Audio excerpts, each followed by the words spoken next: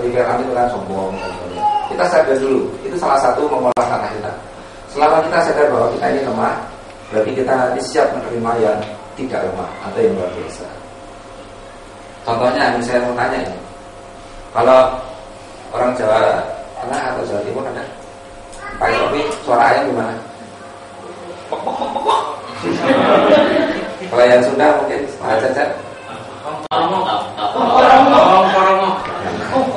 Supaya Pak Cacat sama Pak Sofi sama. Suara ayam.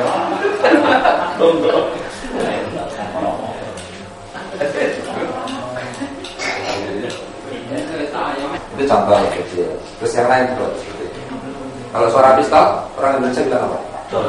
Orang Amerika? Padahal sama juga. Jadi kita ini walaupun alhamdulillah dikasih jasad yang sempurna, kekayaan sempurna, itu belum tentu bisa menangkap istilah kita itu sama dengan orang lain menangkap. Kalau saya dengar kokong-kokong, aku yang goblok, orang Sunda itu goblok, gak boleh gitu ya. Itu kokong orang nggak bisa. Itu memang ya begitulah. Kita memang lemah, kita aja lemah. Doif. Allah bilang begitu kan di surat ini. Bahwa ada itu doif. Maka kalau doif, kasarannya jangan ngarang-ngarang diri lah. Jangan baca Quran diri, jangan baca wahyu diri, jangan baca berita diri. Ikuti saja Quran. Saya maksud Allah di situ. Anda itu lemah, Anda itu relatif, Anda itu nisbi. Kemarin yang sangat terlihat saat mengenal itu Challenger baru 7 detik ya meledak. Padahal berapa dokter belum merancang. Hanya karena sedikit saja yang mutunya tidak sesuai dengan seperti yang dia bocor. Sepele sekali. Sih berapa nih harganya katakanlah gitu. Padahal itu triliunan misalnya. Itu menunjukkan bahwa ya hebat-hebat kita pun bahwa kita tetap adalah dhaif. Itu karena memang Allah. Nah kalau kita tidak merasa dhaif, Quran itu biaya atau dibantah, dikasih pengetahuan ini dibantah, responnya dibantah karena merasa kita ini hebat. Nah jadi kita itu dengan kita merasa dhaif, lemah, Quran turun itu ya terus tumbuh subur. Tapi kalau kita masih merasa sombong, merasa kibir, merasa hebat, Quran datang itu dia ya disuruh ini, ya disuruh ini, ya disuruh ini.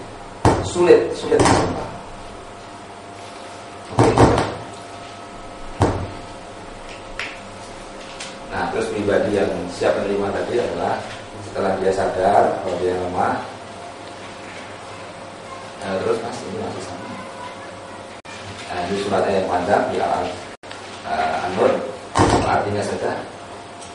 Coba dibaca Pak Hendra. Dan mereka berkata, kami telah beriman kepada Allah dan Rasul, dan kami menentaati keduanya. Kemudian sebagian dari mereka berpaling sesudah itu. Sekali-sekali mereka itu bukanlah orang-orang yang beriman. Dan apabila mereka dipanggil kepada Allah dan Rasulnya agar Rasul menghukum atau mengadili di antara mereka, tiba-tiba sebagian dari mereka menolak untuk datang. Tetapi jika keputusan itu untuk atau kemaslahatan mereka datang kepada Rasul dengan patuh. Apakah atau ketidakdatangan mereka itu karena dalam hati mereka ada penyakit, atau mereka ragu-ragu, ataukah karena takut kalau Allah dan Rasulnya berlaku zalim kepada mereka?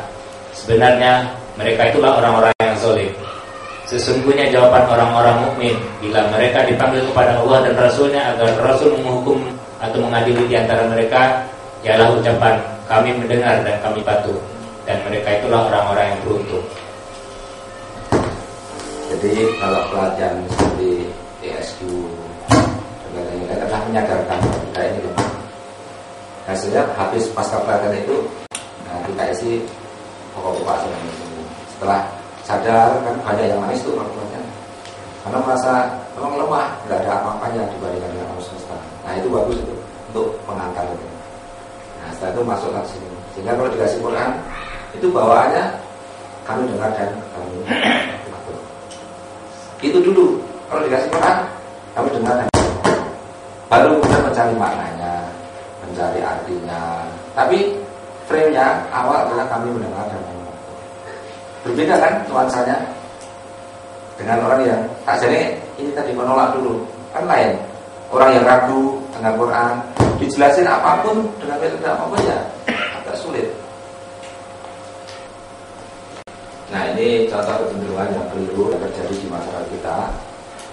Itu seperti mengambil sebagian ajaran Islam. Maksudnya apa?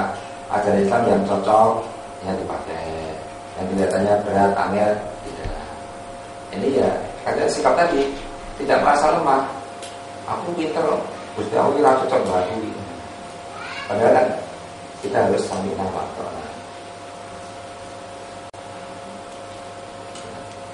Kemudian atau Al-Quran saja, atau mengambil hadis. Jadi milih-milih, merasa dia ibadah. Milih-milih wajib cocok. Atau hendak belajar Quran hanya mengerti hal nafsu, kepentingan kelompok, karena sudah ada kesepakatan kelompok, grup dan sebagainya, sehingga harus sesuai dengan grup.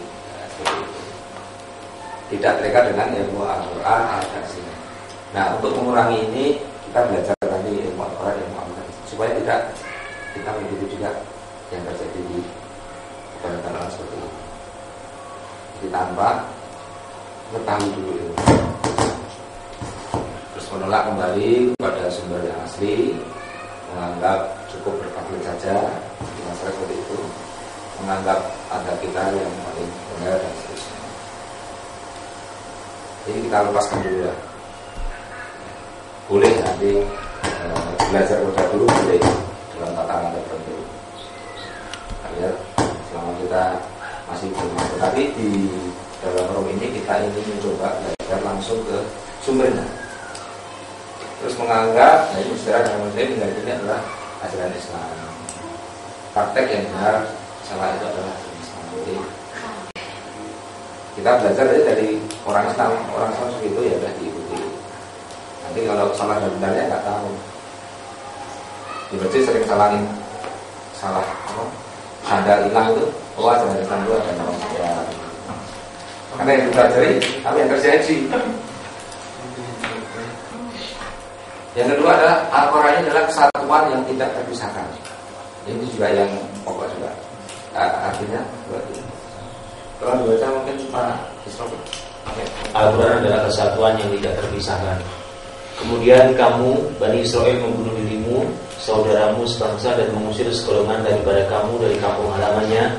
Kamu membantu terhadap mereka dengan membuat dosa dan permusuhan.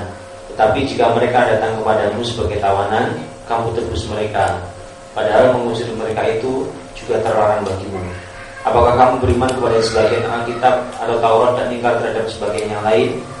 Dia adalah balasan bagi orang yang berbuat demikian daripadamu, melainkan kenistaan dalam kehidupan dunia, dan pada hari kiamat mereka dikembalikan kepada siksa yang sangat berat. Allah tidak lengah daripada apa yang kamu perbuat. Itulah orang-orang yang membeli kehidupan dunia dengan kehidupan akhirat, maka tidak akan diringankan siksa mereka dan mereka tidak akan ditolong. Saya pilih ayat ini aja, ayat itu nggak mau saya. Jangan pilih itu, mengambil sebagainya. Jadi dikasih tugas sebelumnya supaya kita memang komprehensif semua ayat yang terkait dengan masalah yang akan bahas. Jadi kita kumpulkan dulu ayat-ayat mana saja. Ayat ini kelihatannya enak, seperti misalnya bapak-bapaknya, senangnya yang apa? Nisa, sementara ibunya kalau baca Nisa nggak mau. Itu Yesus. Ya, apapun keberatan tadi harus ayat 1 sampai terakhir itu harus kita pakai sebagai pedoman. Ini satu kesatuan. Nanti kalau enggak, yang terjadinya seperti ini. Kita ambil yang sebagian, yang lainnya. Apapun alasannya. Memang mungkin berat atau ibu nggak tahu, mungkin masih ada yang keberatan juga dengan kok kelihatannya enggak. Nah, gitu kan. Tapi kalau kita mengambil sebagian, nanti ya kena ayat. Ini penting sekali. Jadi kalau mau nanti komprehensif, ya seluruh Al-Quran yang terkait dengan bab itu ya harus kita bahas. Ini pokok ya Pak. Kadang-kadang ya maaf ya, hadis Kalau yang datang